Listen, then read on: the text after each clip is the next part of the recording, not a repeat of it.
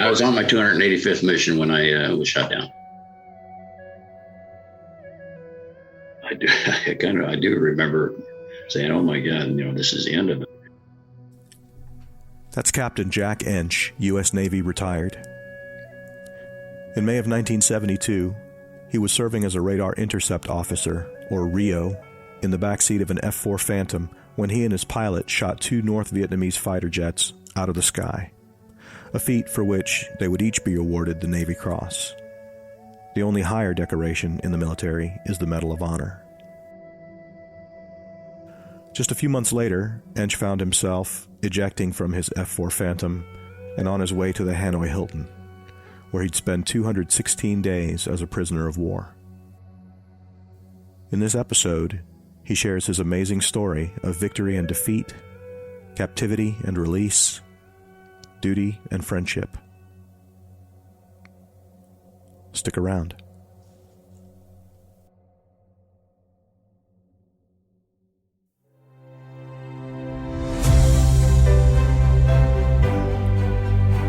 From the Vietnam Veterans Memorial Fund, founders of The Wall, this is Echoes of the Vietnam War. I'm your host, Michael Crone, bringing you stories of service, sacrifice, and healing from people who still feel the impact of that conflict more than 50 years later.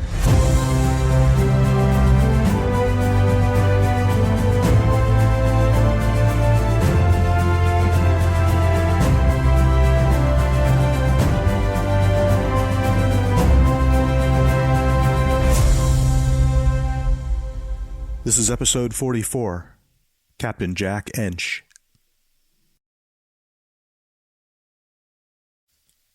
Before he was commissioned by the Navy in 1965, Jack Ensch had already spent 8 years in the Army and the Army Reserves.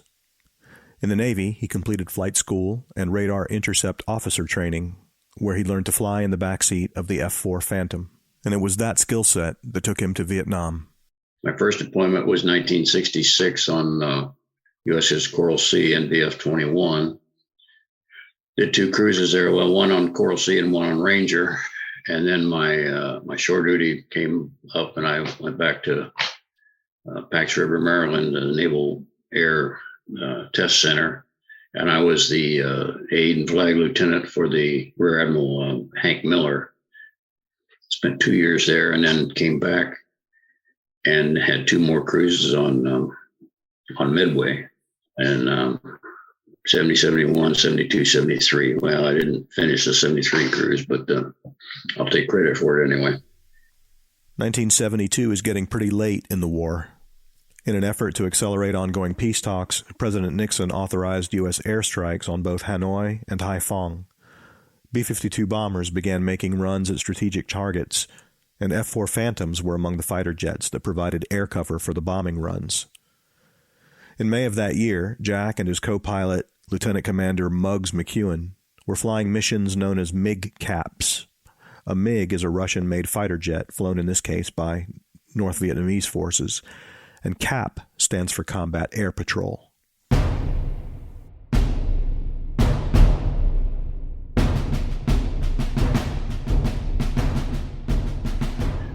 May of 72, Muggs and I were scheduled to be the lead on a MidCap mission for a strike going into Hanoi, or Haiphong, really, Haiphong Harbor. It was kind of mountainous area up there, so there was less SAMs and AAA up there, so we elected to go up there and drive in, and we were going to position ourselves between Capt Air Base, where their major jet air base was up there, and Haiphong to intercept anything coming down for the bombers. As soon as we crossed the beach and started toward our position, we got a call from our controller. His call sign was Crankcase. And Crankcase called, "Hey, at Rock Rivers, we have bandits, 270, 35 miles, we'll say." And he said, "You're a vector for them." So we followed his directions, started flying 270, and it was unusual. Usually they were called bogeys if they were not identified. But Muggs and I talked in the cockpit, and he said, "Did he say bandits?" That meant confirmed enemy aircraft.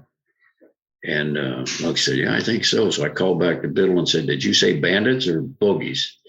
He said, bandits. He said, you are cleared to arm, cleared to fire, which was, wow, that's great. Because, we had Sparrow missiles as well as, which is a longer range radar missile, as well as the Sidewinders, which are the heat seekers. And that was our configuration for MiGs, or for our MiG camp. Wow, this is great. So we kept following his directions in these vectors toward where he said the bandits were. And so I'm on the radar. That's my job, trying to get a contact on them so that we could hopefully, since they were already identified as enemy aircraft, we could have fired, if we could have got a good lock on, we could have fired a Sparrow without, before we had hit the merge and started engaging. But the F4 radar the F4B radar was designed as a over water interceptor. So you got a lot of ground clutter that you had to get through to try to get to it. So I could not get a lockup on, and about the halfway into the engagement, our wingman, Mike Rabb and Ken Crandall, Ken, the RO, he called and he said, hey, he says, my radar just went Tango uniform, tits up. And so we were going in there with two Phantoms with one radar. We kept following the controllers' vectors, moving us toward the bandits. And I finally got a paint on the radar screen, a blip, and I tried to lock it up, but the ground clutter just would not let me make a good lockup. But that didn't make much difference because by about that time, the two lead Big 19s came through.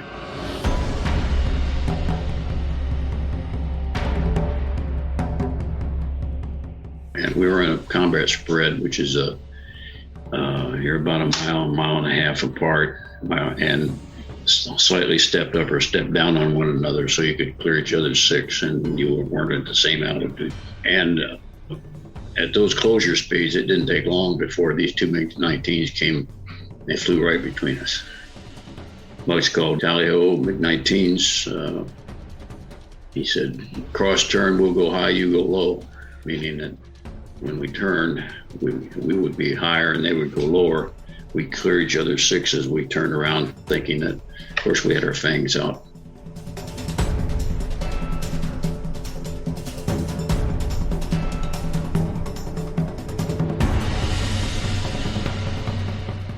Two of our squadron mates had just shot down two 19s a week before that up in that same area. So, boy, here we go. We're going to get ourselves a couple of 19s.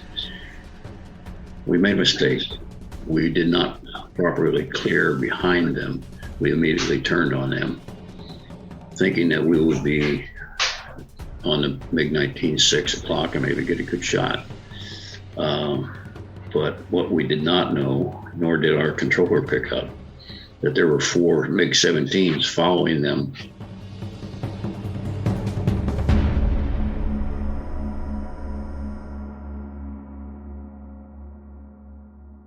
And so when we broke, their plan would have been that we break between the two elements.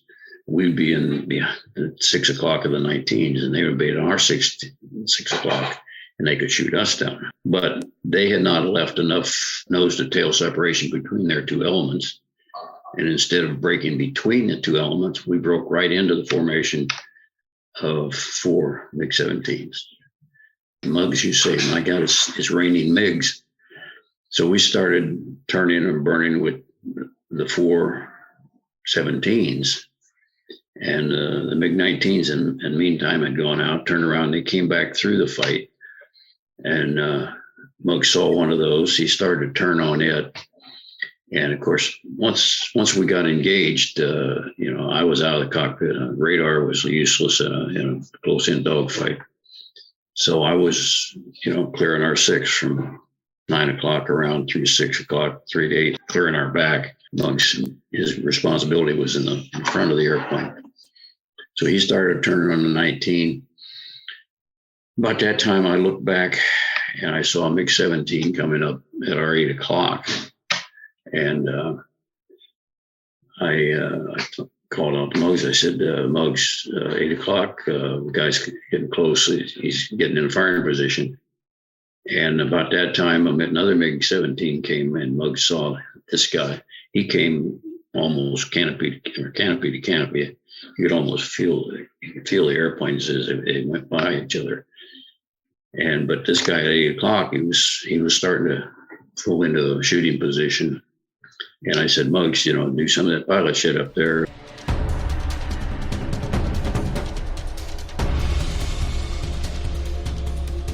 So he broke off of the 19 that he was trying to get a shooting position on. And the controls that he put into the airplane, it caused the airplane just did a backflip, nose over tail. And I'm fighting to try to keep track of this 17. I said, what the hell are you doing up there? I'm bouncing around the back in the cockpit.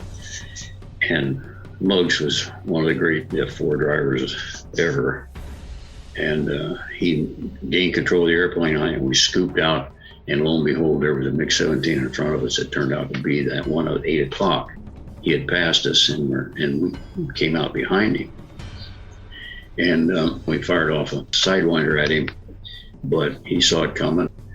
And the MiG-17 could turn on a dime, and we missed. We continued to turn. We got behind a couple other MiGs, and Muggs again, he took a shot at one, and we missed again. So we're feeling pretty lousy right about that time, and I'm still checking our six both sides as the fight's going on.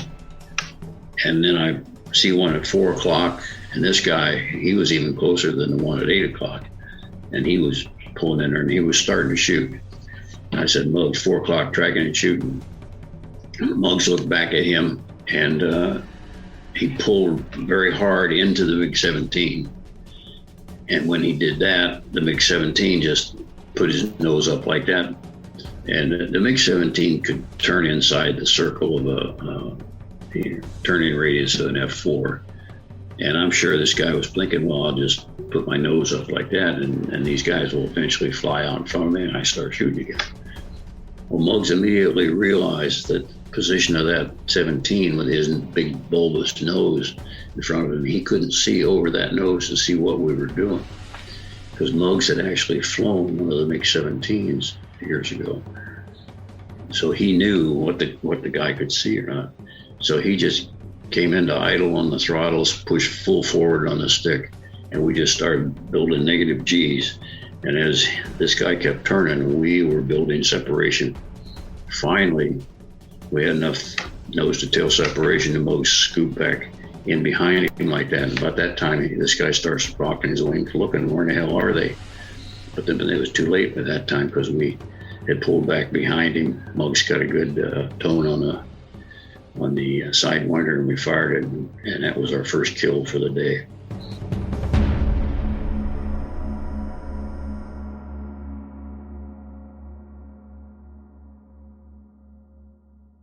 We saw the tail blow off of the airplane, and the guy ejected. And by this time, though, Muggs, remember back at the start of the fight, we told him to go low and we'd go high. Well, they went low, and they spent the entire fight down at treetop level with a MiG on their tail, one or two of the MiGs on their tail at any time, chasing them around treetop level. They never did get in a firing position. But we looked across the circle, or Muggs did, and he saw what was going on. And he saw Rookie and Ken trying to get away from this MiG that was on their tail. So he directed them. He said, hey, come east or west or what the hell it was, and drag him this way. And we were up high over him. And as they dragged him across, we did a barrel roll down in and got behind the MiG on the tail of Rookie and Ken, and got a good tone, shot that guy off their tail.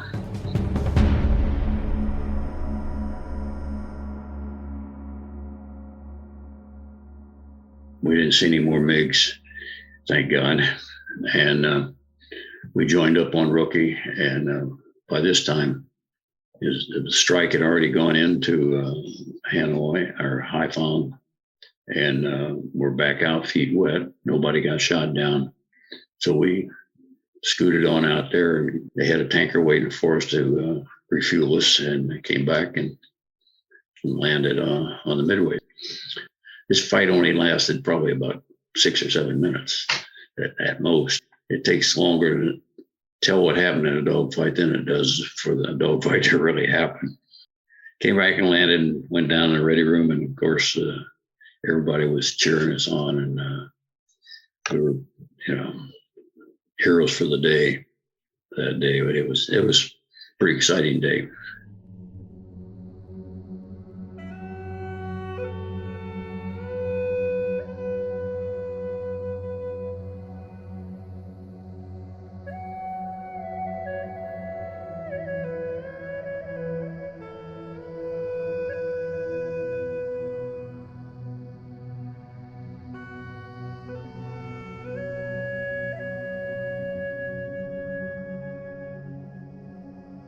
In 2016, I went over to Hanoi with a group of other Navy and Air Force pilots, and we met with a bunch of the MiG pilots in North Vietnam, and they hooked us up with some of the guys that we had actually fought in the war years ago.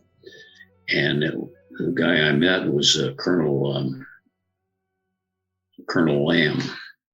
He was one of the MiG-17 pilots that we had fought that day. And he was the one at first 8 o'clock I told you about that song.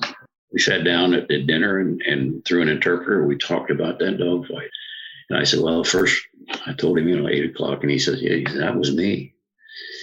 And he says, I saw the airplane do a backflip to depart. And he said, I thought you were gone. I just flew on by. And he said, I looked back, and there you were. And they took a shot at me, and I defeated it.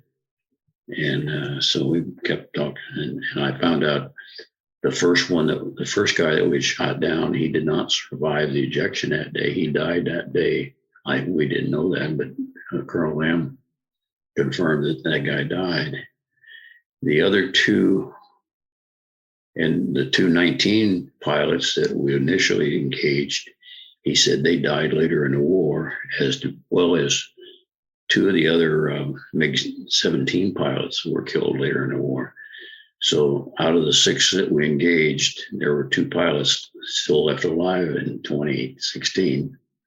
And one of them lived down in Saigon. He did not come up to the meeting, but Colonel Lamb, I had the pleasure of meeting him, and it was quite a good experience. And so I found out more about the dogfight almost 50 years later than I knew 5 minutes later after it happened. It was their heroic actions in that dogfight that earned Jack and Muggs their Navy crosses. But that comes later. In the summer of '72, Muggs was selected to be the first official commanding officer at Top Gun, which had just been stood up as its own squadron. Jack remained in Vietnam and went back to work. So I picked up a new pilot, Lieutenant Commander Mike Doyle, on 25 August 1972. We were on a big Capt mission further south in North Vietnam to another strike going in. And Mike and I were in the same airplane that Muggs and I had shot the MiGs down in. And shortly after we crossed the beach, we got taken under fire by every damn SAM site in North Vietnam, it seemed to me. Several of them. And so we were starting to fight. Instead of fighting MiGs, we were fighting missiles. And we managed to outmaneuver a couple of them, but the one we didn't see went off right over our cockpits. And suddenly there was this huge explosion and charged the canopy, and shrapnel had partially severed the left thumb. You don't really think. You just start reacting. I'm a product of naval aviation training. So I just yelled at Mike. I said, Mike, can we get to the water? Thinking that if we could get back out over the water before we had to eject, you have a better chance of getting picked up, obviously. And I got no response. I looked up through the cockpits and I realized he was slumped forward. And I realized he was no longer flying that airplane. So I reached down with my good hand to an alternate ejection handle and ejected. And then the next thing I remember was hanging in a chute. Your training kicks in, assess your landing area, see what you're coming into. You're coming into trees, whatever. I looked around. I saw another chute, so I knew that Mike got out of the airplane. And I saw the plane crash. And as I'm looking around and reaching for my radios, which I kept in my survival vest, I realized that, my hand wasn't doing what the computer was telling it to do. Well, with this bad hand just laying on my lap, when I hit the wind stream, the force of the air and everything dislocated both elbows and pushed them about halfway up inside of each arm. So I couldn't use my arms. I'm just hanging in a chute, and I couldn't make a radio call. I couldn't do anything. And the next thing I remember was hearing these strange noises. We were ejected right over a area of big rice paddies, and my welcoming party down there were shooting at me. They were shooting, and what I was hearing was the bullets going past me and hitting the canopy of the parachute. And I do remember saying, "Oh my God, this is the end of it."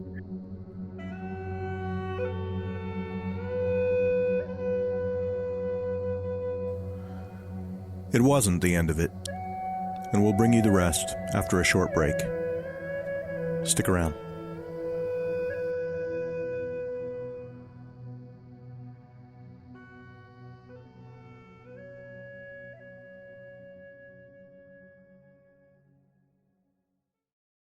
Hello, I'm Gary Sinise. Nearly 3 million Americans served in Vietnam, and more than 58,000 have their names inscribed on the wall. Those that pay the ultimate price in service to America. Some might ask why the Vietnam War still matters. It matters because more than 58,000 lives were cut short and their families forever changed. It matters because we should never forget how Vietnam veterans were treated when they came home. A lesson learned so that our current generation of veterans are treated with respect. The Vietnam Veterans Memorial Fund, the organization that built the wall, works to ensure that future generations will understand the war's impact. I'm asking you to help keep the promise the wall was built on. Never forget.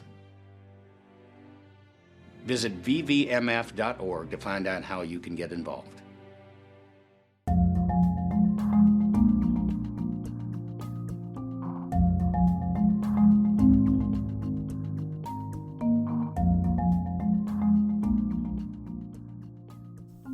We're just about 8 weeks away from kicking off the 2023 tour of The Wall That Heals, VVMF's exact replica of the wall at 3/4 scale that travels to cities and towns all across America. If you want to know more about this traveling exhibit and the impact it can have on a community, check out episode 15 of this podcast. More than 100 communities applied to host The Wall That Heals this year, which is the 50th anniversary of the close of combat operations in Vietnam. The tour schedule includes more than 30 cities and towns stretching from South Carolina to Idaho and Maine to California. Is it coming anywhere near your town? Visit vvmf.org to find out. 2023 is shaping up to be a big year for our little podcast. We've got big plans and even bigger ambitions. But it all starts with stories. So I thought we'd ask you for a little help. We're exploring a couple of topics for upcoming episodes, one on replacement companies and another on tunnel rats. If you or someone you know had either of those jobs in Vietnam, that is, processing men into and out of the war, or clearing and destroying enemy tunnel complexes, we'd love to hear from you. Send an email to echoes@vvmf.org to get the conversation started. Thanks, and let's get back to Jack Ensch.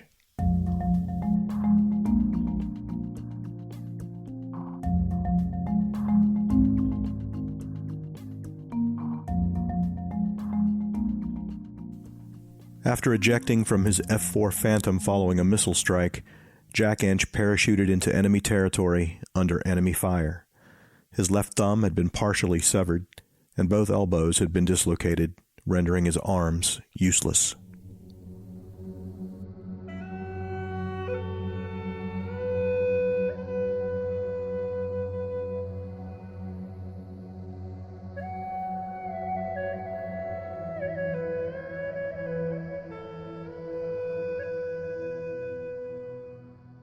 I was landing in a rice paddy and I went underwater and I fought my head out the water and luckily I was right near one of those walkways that separate them into various sections, and I just inched my way over and fought my head up against one of those to keep it out of the water. And I remember then the water around me splashing and they were still shooting at me. I thought, what the hell? I'm certainly no threat here. I'm banged up. But they stopped shooting. I heard them sloshing through the water and they pulled me out of the water. Took me over to a dry area and land someplace outside the rice paddies. They stripped me of my complete, right down to my undershirt and my shorts. Cut all of the flight gear, my flight suit and boots and everything off of me.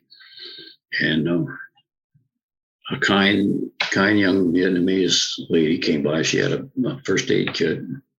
She opened it up and she tucked my thumb into the palm of my hand, and she wrapped a big ball of gauze and tightened it up to keep the thumb from flopping around. And a kind old gentleman held my head up and gave me some liquid, tea or something, because I was going into shock, I'm sure.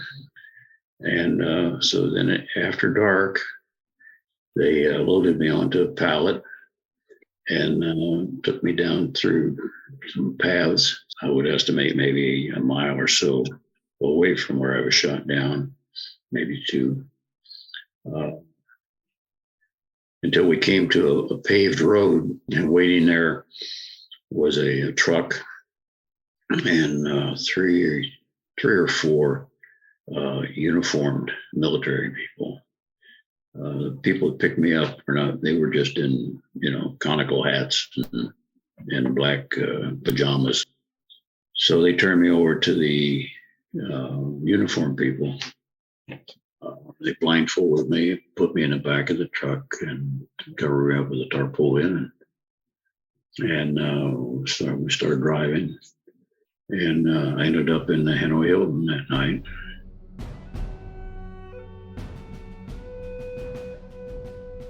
And they took me into a room in an area that we POWs called New Guy Village, which was a section up in the one corner of the big prison. And it had a bunch of cells and an area, and then a couple of, we called them quiz rooms, interrogation rooms. Took me into this room, and it had a table and chair and a stool and a waste can over in a corner to take care of your bodily functions if you were able to do so. And I took the blindfold off, threw me on the concrete floor, and shut the door and left me. And a little while later, they came in, and the guards grabbed me by my arms, made me sit on a stool in front of the table looking up. An interrogator came in, and he sat in the chair and opened his book, and he started asking me questions. So I gave him name, rank, serial number, date of birth. I sent those required by the Geneva Convention. But he had other questions for me about capabilities of my airplane, what ship I was with, what my commanding officer and air wing officer's name was, various things like that. And I said, well, I can't tell you that. I said, I have a code of conduct I have to adhere to, and I named rank and cell numbers all I'm required to give you. It's not good enough. And I said, well, please. I said, here I am, this big ball of bloody gauze and my arms halfway up my armpits. I said, please, I need medical attention. He said, no medical attention until you cooperate with us, answer questions.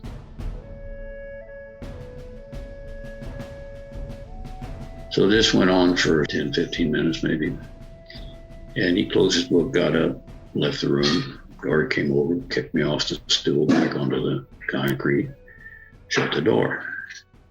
Some period of time later, maybe an hour or two, I don't know. Door opens, come back in, jerked up by the arm, sit on the stool. Interrogator comes in, same type of questions, and I said, I can't tell you that. I said, please, I need medical attention. And this routine went on for the next 3 days around the clock. Like I said, this big bloody ball of gauze here. And my arms are starting to discolor from lack of circulation from being jammed up in my armpits. And I kept saying, please, I need medical attention, medical attention. And at one point, one of the interrogators told me, he said, you're dying. He said, we let you die if you don't answer our questions.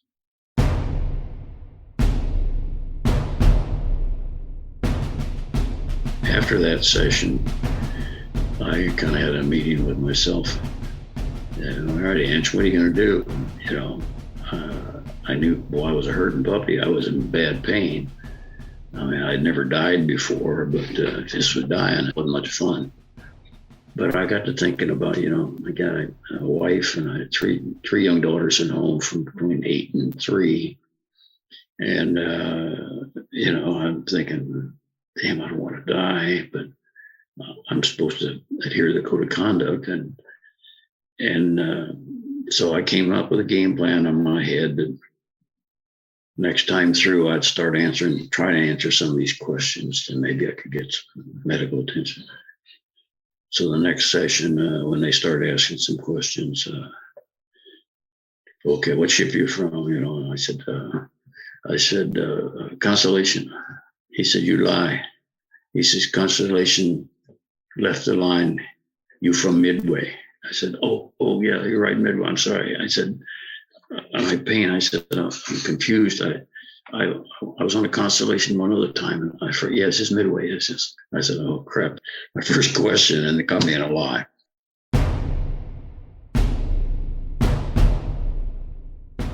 And they wanted to know things about the capabilities of the airplane, and I just, most of the times I just lied, and they wanted to know what targets are being targeted in here in the next few days. And I was a lieutenant at the time, and I just played ignorance. I said, hey, I'm a lieutenant. They don't give me that kind of information. I said, they don't tell me where I'm going to fly until I get in the cockpit, and they say, here, go fly here.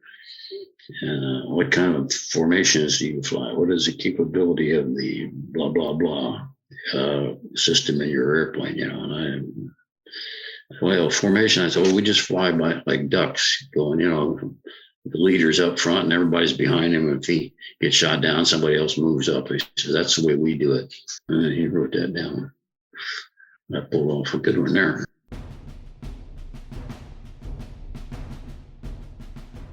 So after that session, I guess they convinced, okay, we broke him.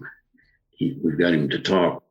So shortly thereafter, they came in, blindfolded me, put me in a truck and took me over to a hospital, I guess. I don't know, probably the same one John McCain was in, up in an area. They took me into this operating room area, strapped me down to a table, straps around my ankles and thighs and chest. And 2 or 3 physician's assistants, I'll call them, came in with the doctor, and they held my head and my shoulders in a place like that, and he pulls his hand over and he takes off all the gauze and looks at what's there, and he gets a scalpel and he starts amputating my thumb.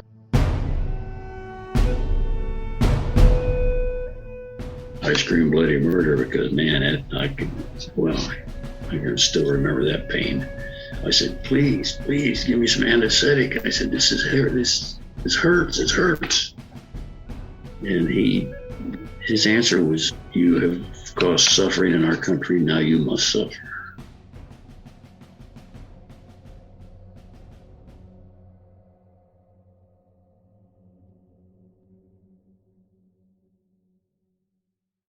Eventually, Jack's captors moved him from New Guy Village to Camp Unity, a bigger section of the prison with cells that held 40 to 50 men. Each cell had what we called a SRO, a senior resident officer. Whoever was the most senior guy in that cell was he was the commanding officer of that cell, if you will. And if another guy got shot down and a new POW came into a cell, they immediately compared data rank. And if the new guy was more senior than the other guy, well, he automatically became. So we kept a strict military posture there. It just drove the D nuts. And the guy in that cell when I first came into there was Lieutenant Colonel Joe Kittinger. That name may not mean anything to you, but Joe Kittinger was a guy that back in the 60s or 50s, maybe, I don't know, jumped out of a balloon at 70,000 feet or what it was, and the first guy to this high altitude ejection and everything like that. And so I remember reporting in, I said to Joe, I said, sir, I said, I got a confession to make. Of course, I was born and raised Catholic boy, altar boy, and all that stuff, so you got to get this off your soul.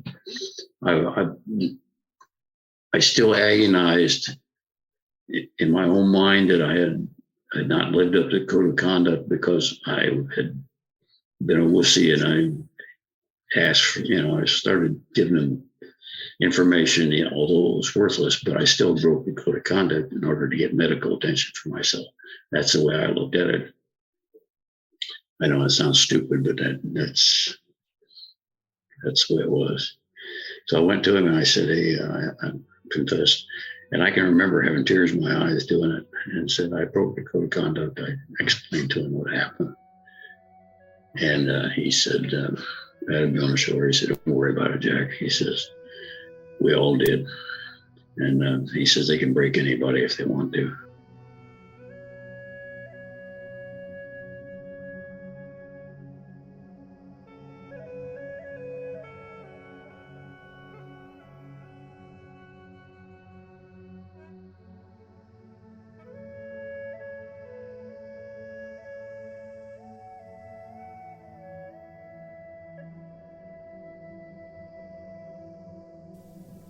In January of 1973, Henry Kissinger and representatives of North Vietnam agreed to a ceasefire that provided for the withdrawal of American military forces from South Vietnam and the release of nearly 600 American POWs.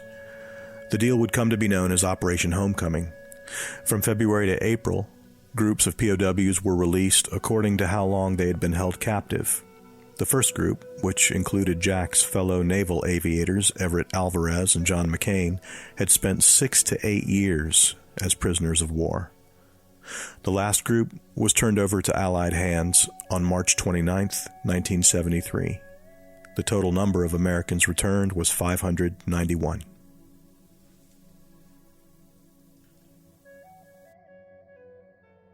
We came back with the last group of POWs in 29 March 1973 on the last flight. They put us in the buses and they drove us through Hanoi out to Keelung Airport. And we got to see the work of the B-52s. Boy, they did a hell of a job on that city. And finally got to the runway and took off. lifted off. Still was pretty somber until we crossed the coast of North Vietnam. And the pilot came up over the intercom and he said, gentlemen, we've just left the airspace of North Vietnam. We're in international waters over the Gulf of Tonkin, heading for Clark Air Force Base. And wow.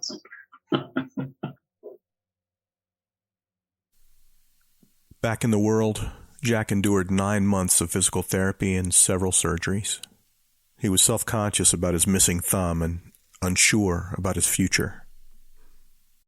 So I was thinking, hell, I'll never get back in the cockpit. I won't be able to fly anymore. And feeling sorry for myself. And kind of always putting his hand out of sight when people, I don't know. It's a fighter pilot ego, you know how that is. And I remember one day my younger brother, he was there visiting with us. And he said, "Hey, Jack, what the hell are you doing with your hand in your pocket all the time?" I said, "Well," he said, "take your hand out of your pocket." He says, "There's nothing to be ashamed of." So he got wounded. So, okay.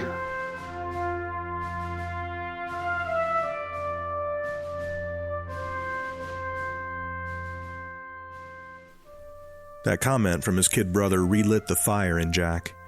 He earned a master's degree and got his flight status back by showing the Navy that he could still operate everything in the backseat of a jet fighter. In 1974, he joined Muggs at Top Gun just as the new F-14 Tomcat was arriving. He served as the XO at Top Gun until 1976 and retired from the Navy nearly 20 years later in 1995. For those of you keeping score at home, that's 39 years of service, counting his time in the Army and the Army Reserves. During his military career, he accumulated more than 3,000 flying hours and made more than 800 carrier landings in F-4 Phantoms and F-14 Tomcats. In April of 1973, Jack and Muggs received their Navy crosses.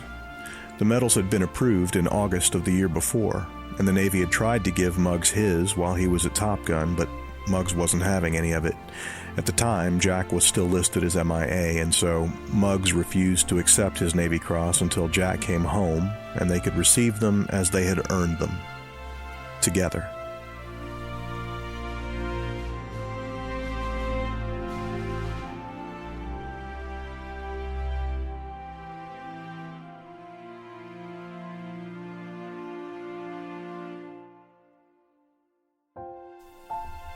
Lieutenant Commander Michael Doyle did not survive the enemy missile that struck the F-4 he and Jack were flying together.